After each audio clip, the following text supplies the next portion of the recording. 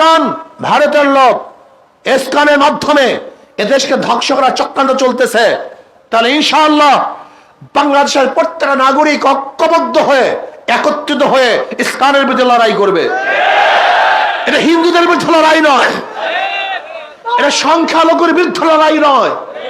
এই যুদ্ধ হবে ষড়যন্ত্রের বিরুদ্ধে যুদ্ধ, এই যুদ্ধ হবে ভারতের দালালের বিরুদ্ধে যুদ্ধ, এই যুদ্ধ হবে যারা দেশ এবং এই মাটি নিয়ে ষড়যন্ত্র করে তাদের বিরুদ্ধে যুদ্ধ। কি কথা ঠিক না? কিন্তু আমরা কি মনে করি, যখন ইস্কন আসে তখন ধর্ম ধর্ম, সংখ্যালঘু সংখ্যালঘু না। এদেশে হাজারো হিন্দুরা আছে যারা এই মাটি এবং মানুষের কথা বলে, হাজারো হিন্দুরা আছে যারা দেশ নিয়ে চিন্তা করে, যারা নিজেদেরকে দেশের নাগরিক মনে করে। কিন্তু ইস্কনের সদস্যরা নিজেদেরকে এই দেশের নাগরিক মনে করে না। যদি তারা এই দেশের নাগরিকই মনে করবে, তাহলে তারা কেন বিবৃতি দিবে যে ভারতের অবশ্যই হস্তক্ষেপ করে এটা সমাধান করা উচিত? এই বিবৃতি কেন দিবে? ম্যাটার তো আমাদের। হ্যাঁ, ভারতকে, ভারত ভিন্ন একটা দেশ, ভিন্ন রাষ্ট্র, সে আমাদের ষড়যন্ত্র করবে কেন, হস্তক্ষেপ করবে কেন, এই দাবি কেন করব? তার মানে তুমি কি এদেশের নাগরিক না? এদেশকে স্বীকার করো না? হ্যাঁ, আমি বলবো এদেশের মধ্যে যারা বিদেশপন্থী আছেন, ভারতের দালাল আছেন, সতর্ক হয়ে যান। দেশ নিয়ে যারা ষড়যন্ত্র করতেছে সতর্ক হয়ে যান। এদেশের মানুষ কোনো ষড়যন্ত্র বরদাস্ত করবে না। আমরা ব্রিটিশদের বিরুদ্ধে আন্দোলন করেছিলাম, আমরা সেই জাতি। আমরা পশ্চিম পাকিস্তানের বিরুদ্ধে আন্দোলন করেছিলাম, আমরা সেই জাতি। আমরা সন্ত্রাসের বিরুদ্ধে আন্দোলন করেছি, আমরা ফ্যাসিস্টের বিরুদ্ধে আন্দোলন করেছি, মাথা নত করি নাই, আজও করব না। ইনশাল্লাহ ডাক আসলে, যখনই ডাক দেওয়া হবে, আমরা ঝাঁপিয়ে পড়তে রাজি আছেন ইনশাআল্লাহ। দেরি করবো না, সবাই ঝাঁপিয়ে পড়তে রাজি আছেন ইনশাআল্লাহ।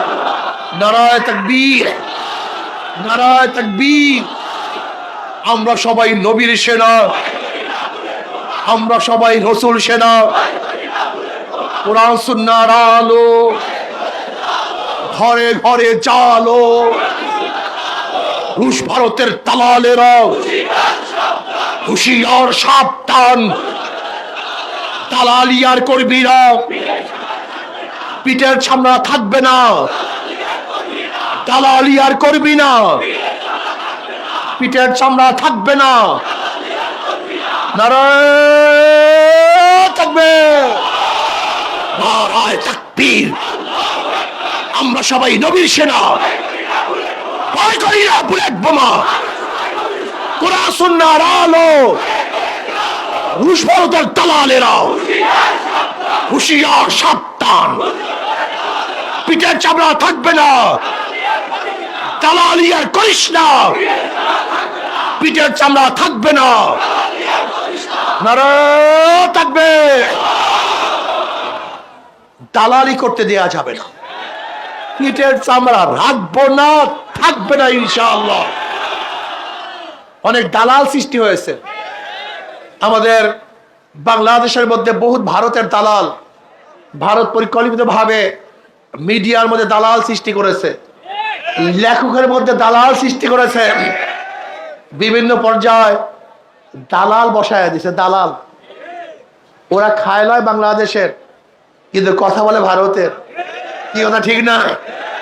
ওরা থাকে বাংলাদেশে, মেজাজটা কিন্তু ভারতের। ওদের চিন্তা ভাবনা সব ভারতের। মনে রাখবেন, আপনারা মনে রাখবেন যে শেরে বাংলা ফজলে হক বলেছেন যে আমার কোনো কথা যদি দেখো ক্যালকাটার বাবুরা খুশি, তাহলে মনে করবো আমার কথাটা মুসলমানদের বিরুদ্ধে চলে গেছে। আর যদি দেখো আমার কথা ক্যালকাটার বাবুরা খুবই বেজার, তখন ভাববা আমার কথাটা ক্যালকাটার বাবুদের বিরুদ্ধে চলে গেছে।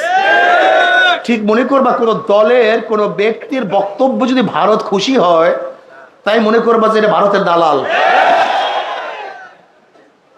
আর যদি কারোর কথা এবং বক্তব্য যদি দেখো বাবুরা একটু দুঃখ পায়, মনে করতে হবে এটা ভারতের বিরুদ্ধে, এটা বাংলাদেশের পক্ষে, এটা জাতির পক্ষে। আজকে অনেক দল ক্ষমতায় যাওয়ার জন্য দালালি শুরু করছে। দালালি আর করবি না, পিঠের চামড়া থাকবে বলি, মাটি এবং মানুষের কল্যাণের জন্য কথা বলি, দেশকে রক্ষা করি, দেশকে বাঁচাবার চেষ্টা করি, অতন্ত্র প্রহরীর মতো দেশকে হেফাজত করি। যে কোনো ষড়যন্ত্র আসবে ইনশাআল্লাহ নিজের জীবন দিয়ে মোকাবেলা করবে ইনশাআল্লাহ। ইসকনকে নিষিদ্ধ করতে হবে। বাংলাদেশে ইসকনের কোনো অফিস থাকবে না, এই সন্ত্রাসী দল বাংলাদেশে থাকবে না। এটা টেররিস্ট, এটা টেররিজম, এটা সন্ত্রাসবাদ। আপনি দেখেন ইসকনের বিরুদ্ধে আলোচনা করেছিলাম কত বছর আগে, এক যুগ আগে আলোচনা করেছিলাম, এক যুগ আগে। বক্তৃতা শোনেন আমার, ইসকনের বিরুদ্ধে এক যুগ আগে আলোচনা করেছিলাম। ইসকনে বাংলাদেশের ষড়যন্ত্রকারী, এরা সন্ত্রাস, এরা টেররিস্ট। এক যুগ আগে বলেছিলাম। বাংলাদেশের সরকারের কানে পানি যায় নাই, আজকে মাত্র কানে পানি যাওয়া শুরু হয়েছে। যদি এখনো কানে পানি না যায়, তোমাদের বুকের উপরে পাড়া দিবে, তোমাদেরকে হত্যা করবে, এদেশকে বিক্রি করে দিবে, এদেশকে অস্থিতিশীল সৃষ্টি করবে।